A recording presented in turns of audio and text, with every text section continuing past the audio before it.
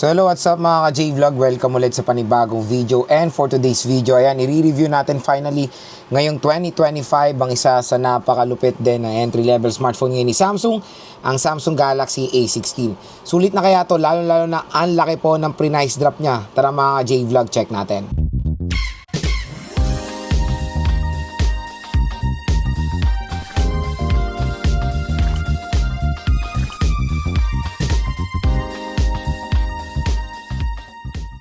So yun mga ka-J-Vlog, shoutout sa mga nakanood ng first impressions ko last year dito sa Samsung Galaxy A16 LTE, and syempre yung unboxing and yung 5 reason natin why you should purchase this device. And ngayon, full review na po natin ang Samsung Galaxy A16. It's too late to review this, pero yun nga, iba po kasing aspekto yung presyo niya ngayong 2025. Dahil nung SRP nito, medyo hindi maganda SRP niya eh.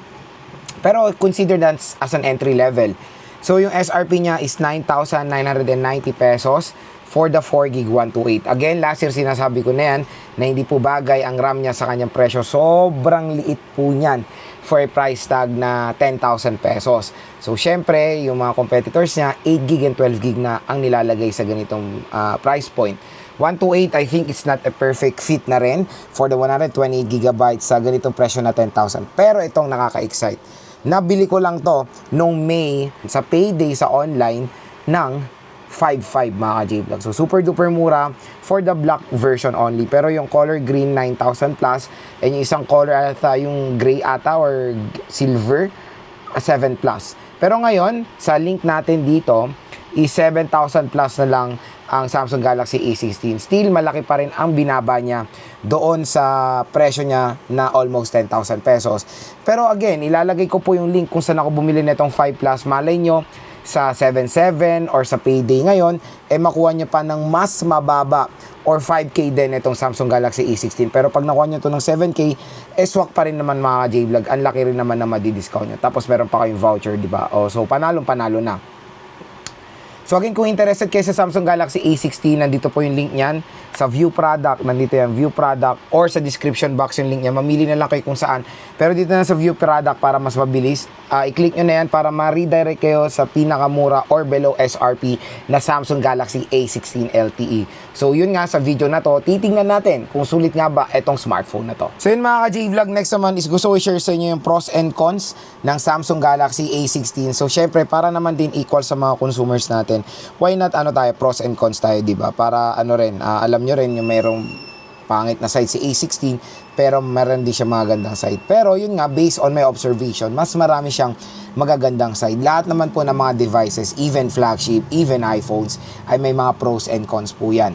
So yun nga, based on my observation lang itong mga pros and cons na itong nakita ko sa Samsung Galaxy A16. Unahin muna natin yung kanyang mga pros or yung mga advantages niya. Number 1, mga J-Vlog, display. So, ito po is very unique ang display na ito. Is Super AMOLED display. Grabe. Nakikita natin sa mga ganitong presyo is AMOLED lang. Pero ito Super AMOLED, mas upgraded or mas advanced sa AMOLED display. Full HD Plus 1080p resolution. Very minimum na yan sa price tag din na 10,000 SRP niya. Pero 7,000, okay na okay yan. Kasi may nakikita pa rin akong few na HD Plus 720p sa 7K na price tag. Pero dito sa Samsung, Full HD Plus 1080p, 90Hz screen refresh rate. So for me, na rin yan best minimum na rin na pwede natin makuha.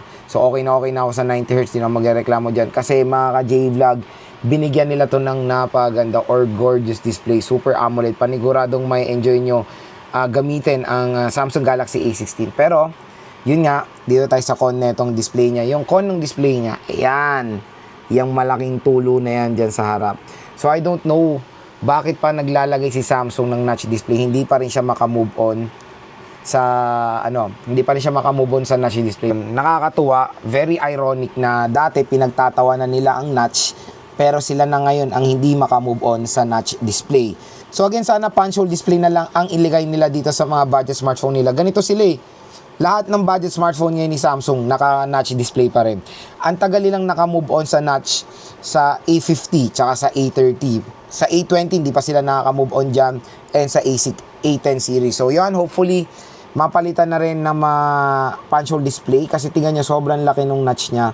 at ano to, kumbaga hindrance siya sa paggamit nyo ng device. May malaking uka dyan na compare sa mga modern design ngayon ng devices, punch hole na po. I know, marami magsasabi na naman hindi naman yan nakaka-affect sa performance. Ako okay lang ako sa notch display. Again mga J-Vlog, nasa preference ng mga consumers. May mga consumers na i-accept ang notch, may mga consumers na ayaw yung notch. Pero again mga J-Vlog, 50-50 ako dito. Kasi kahit na naka-notch display nga itong device na to, binigyan naman nila to ng napakagandang display na Super AMOLED display. Yun po ang isang main advantage ng Samsung Galaxy A16 sa mga competitors niya. Next, mga ka-J-Vlog, sa operating system, binili ko to out of the box sa Android 14. Pero meron ako nakikitang research na, yes, there's a possibility na ma-update sa Android 14. Pero ngayon yung ready to install ko na software update as of ngayon June 11, 2025 is nasa Android 14 pa rin siya with One UI version 6.1. I don't know kung kailan ito masusupport sa Android 15, pero there's a possibility kasi may mga track record naman si Samsung na yung mga entry-level smartphones niya ay na-update din sa Android 15. So yun, maganda mga ka-J-Vlog. Yun nga ang isang advantage ng Samsung Galaxy A16 is of course operating system. Pinaka the best or most trusted kong operating system sa lahat is One UI. Marami akong Samsung dito. Meron akong Samsung S10, S22, S23 Ultra, meron akong S10 Plus. Yan ang mga ginagamit ko for my email, yung mga S10 ko kasi very encrypted or very trusted yung operating system niya na hindi ako natatakot na kumbaga ma-compromise yung mga files ko kasi encrypted sila. So yun, very trusted ang One UI, kaya yun ang isa sa maganda dito sa Samsung. Yan din ang binibili niyo, kaya medyo siguro minsan overpriced talaga ang Samsung. Real talk naman talaga. Minsan overpriced sila. Pero again, syempre, you need to look sa mga ibang perspective. Bakit sila overpriced? Unang-una, pinagkakatiwala ang software, inaalaga ang brand. Syempre, pag Samsung, kilala natin yan sa ganda ng operating system nila, sa very high-tech nila na AI ngayon, durability ng mga devices, isa sa most durable na smartphone ang Samsung, at asahan natin yan dito sa Samsung Galaxy A16. Next chipset niya, so sa chipset niya, first price ngayon na 5,000 to 7,000 pesos is MediaTek Helio G99, is all goods yan. Very snappy naman yan na chipset mga ka-J-Vlog for its price tag. Several time na rin natin na game test ang MediaTek Helio G99 at stay tuned, syempre maglalaro rin tayo dito sa Samsung Galaxy A16. Pero yun nga, yes, okay siya for gaming, for its chipset sa entry-level smartphone. Ang magiging kalaban nyo lang dito sa Samsung Galaxy A16 yung RAM. 4GB of RAM, hindi siya magandang gamitin for gaming lalo na sa ganitong presyo. Siguro 4GB, nakikita natin yan sa 3,000 to 4,000 pesos sa devices. Pero sa ganitong 7,000 is a big no-no ang 4GB of RAM. And doon sa kanyang SRP na 10,000 pesos. Yan ang humila sa A16. Yung RAM niya sa 10K. Pero ngayon, 5,000 to 7,000. Medyo hindi pa rin naman bagay. Pero yun, nakikita natin yung adjustment sa prices nitong A16 na mas sumusulit na siya. So yun yung isang con natin. Yung kanyang RAM napakaliit sa kanyang presyo. Next mga ka-J-Vlog na maganda dito sa Samsung Galaxy A16 yung camera. So ito, isa sa mga entry-level smartphone na kumpleto ang camera. Kasi usually, ang mga devices din ngayon or yung mga brands, nagsasabi sila dual camera, triple camera. Tapos yung nakikita nyo mga pangalawa or pangatlong lente is AI lens, depth sensor na very useless. Pero dito sa A16, ultra-wide camera present, macro lens present, main camera din, syempre. So yan, triple rear camera na lahat po ng lente na yan ay useful. Ganyan naman talaga dapat. Kasi before, nung year 2020, entry-level smartphone ay pagandahan ng camera or padamihan ng camera. Maraming may ultra-wide, maraming may macro lens. Ewan ko ba, bakit ngayon, sad reality, binababaan nila ang performance ng camera nila. Kinuunti nila yung mga lente nila. So yun, dito sa A16, kung gusto nyo ng complete recados na lente, meron tayo dito. And of course, napakalinaw din ng camera netong A16 na mamaya magpapakita ko ng mga photo samples ng Samsung Galaxy A16. Next mga ka-J-Vlog speaker, sagulat ako sa speaker neto. So yes, it's a mono speaker or single speaker, which is a huge disadvantage for its price tag. Syempre kasi karamihan ng mga ngayon is dual stereo speakers. Pero not bad yung single speaker niya, malakas. In fairness, malakas sa gulat ako. Pero since single siya, asahan nyo yung base quality hindi ganun kaganda. So yung Konya base quality hindi ganun kaganda, pero loudness present na present, or check na check tayo dyan. Next mga ka-J-Vlog, it's a battery. So 5,000 mAh na removable battery. So mataas naman din yung battery capacity niya. So expect nyo na makunat din naman kahit papaano ang battery ng Samsung Galaxy A16 na perfect for gaming, perfect for navigating, perfect for social media, perfect pag nanonood kayo. At hindi lang yun, 25 watt fast charging. Okay rin naman yung tinero nila. Asahan nyo na pag mga ganitong kilalang brand or well-known brands, medyo kuripot din sila sa fast charging rate sa entry-level smartphone sila.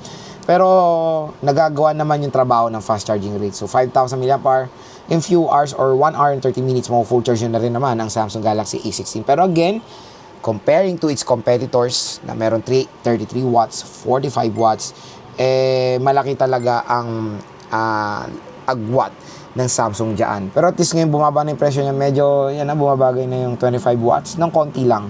Pero 7,000 minimum pa rin is 33 watts.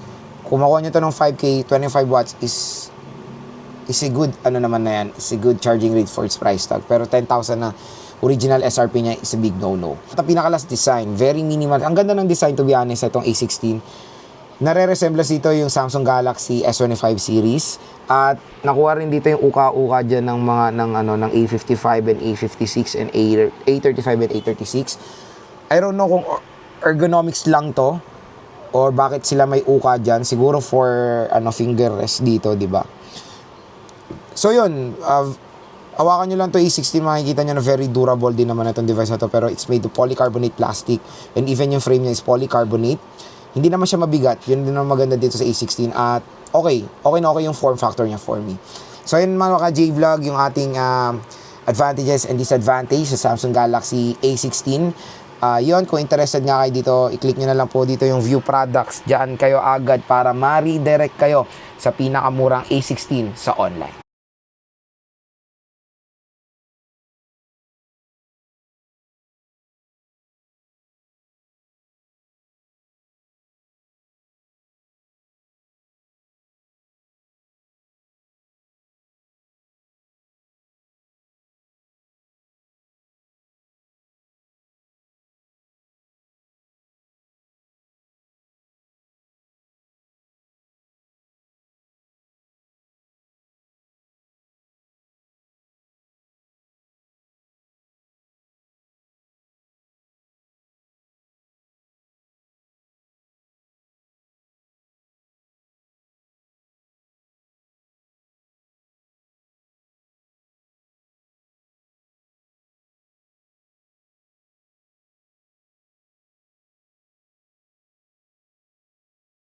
So video sample front-facing camera of the Samsung Galaxy A16 LTE. So ang pinakamax sa resolution niya is Full HD 1080p up to 30 FPS. Same din sa rear camera. So ito, nag-try tayo to take video outdoor. Tignan nyo pag maganda yung tama ng lighting. Ang linaw ng video camera natin. Ayan, napakalinaw. Sa maganda direct sunlight. Ayan, sobrang ganda. Pero syempre, pagpapasok tayo ng konti, nagkakaroon na ng noise. Hindi na doon tayo magkaka-problem sa low light. Ayan, medyo may noise na agad, di ba? Pero naman yung nakikita nating problem sa front camera ng A16. Pero pag maganda po ang tama ng lighting, maganda po ang napoproduce nating video camera samples. So video sample rear camera of the Samsung Galaxy A16.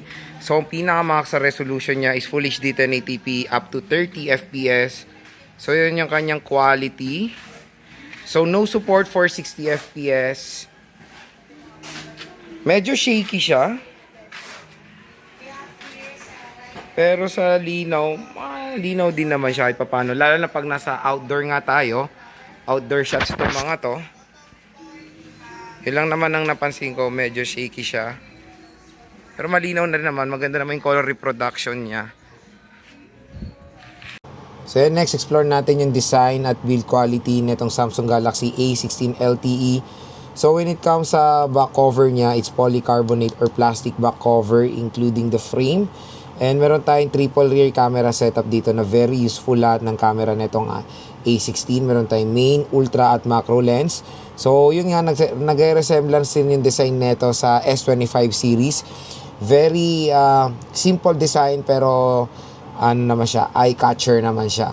So ito yung color black natin. Yung color black lang yung sale, pero meron pa mga iba't ibang colors itong A16. Meron tayong flash dito sa gilid, matte texture yung kanyang back cover, and yun nga, no any case and even screen protector ito out of the box, kaya yun yung nakakalungkot dito. At yun nga sa A16 na adapt din yung ganitong may uka sa sa gilid na nakikita rin natin sa A55, A56. So yan, meron tayo ditong fingerprint scanner / power button and yung volume rocker. Sa taas naman ng smartphone microphone. Sa left side is SIM tray. Sa baba naman is microphone, Type-C port at speaker grills. So yun nga, tulad ng sinabi ko sa inyo kanina, sad to say wala po tong any screen protector out of the box. So yun nga, pagdating sa display, bubungan sa atin yung napakagandang Super AMOLED display ng Samsung Galaxy A16. Pero yun nga lang, syempre, ito lang yung nakakalungkot dyan, yung kanyang notch display. Sobrang lubog nung notch display nito. Super duper outdated yung notch. Pero when it comes sa display quality, napakaganda mga J-Vlog. Sobrang solid ng Super AMOLED display. Very vibrant, napakataas ng brightness at talagang yung color reproduction ng display niya napakaganda. So slim naman itong kahit papaano si A16, hindi po siya mabigat. So let's try to explore the camera app of the Samsung Galaxy A16. So sa rear camera muna tayo. So yun nga, tulad na sinabi ko sa inyo, maganda to. Meron siyang ultra wide camera na 0.5 pa. So mas wider siya. 2 times zoom na hanggang 10 times digital zoom tayo. Sa settings naman, ayan yung mga iba't ibang settings ng Samsung Galaxy A16. At meron din tayong watermark para sa mga phone model na. So yun yung meron phone model sa baba na ating mga photos. Meron tayong flash, timer, aspect ratio, 12 megapixel mode, at pwede rin tayo mag-switch sa 50 megapixel mode. At ito yung kanyang mga filters. Meron din tayong portrait mode for background blur. Ayan. Fun mode. Meron din siyang fun mode. Video mode. Sa video, pinakamax sa resolution niya is Full HD 1080p up to 30 FPS. And some more, marami tayong ganap. Uy, ayun, meron tayong macro lens, slow motion, panorama, food mode, night mode, at pro mode. Sa front facing camera naman, ay meron tayo dito parang mas pina-wide lang sila ng konti. Pero wala pong ultra wide camera yung front facing camera neto. So meron tayong setting, flash, timer, and aspect ratio. Portrait mode for background blur sa front-facing camera available din. Sa video naman, pinakamax sa resolution niya rin sa front-facing camera is Full HD 1080p up to 30 FPS. So yun mga ka-J-Vlog, ang camera app ni Samsung Galaxy A16. Very simple lang. So biometrics test tayo dito sa Samsung Galaxy A16. Try natin yung kanyang fingerprint scanner. So start tayo. Ayan. Fingerprint scanner niya, side mounted. So fast and accurate naman. Next is face unlock.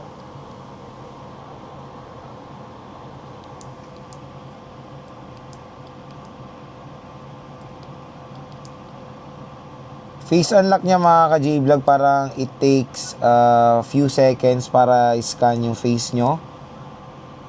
Ayan. So, ano siya, hindi siya ganun kabilis mga ka-J-Vlog. Next is speaker test. Try natin yung speaker neto at manood tayo dito sa video ni Maring Ana sa e-story. So, pwede kayo mag-subscribe sa kanyang YouTube channel. So, this is another full review na naman. But today, let's skip first yung mga Android phone and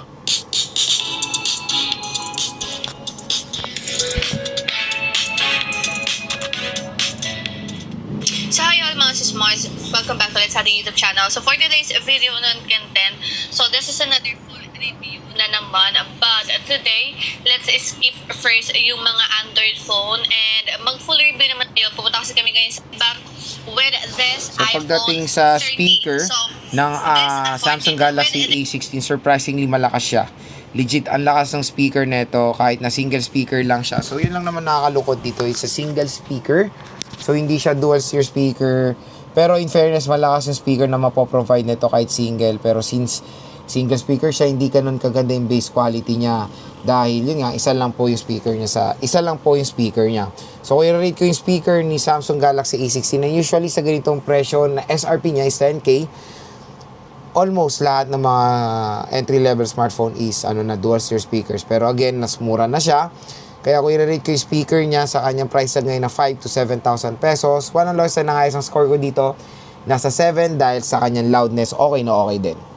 Mga ka-J-Vlog, ang pinaka main question, Lods, ano ba? Sulit bang purchase ang A16? Lalo na sabi mo, nag-price drop na siya.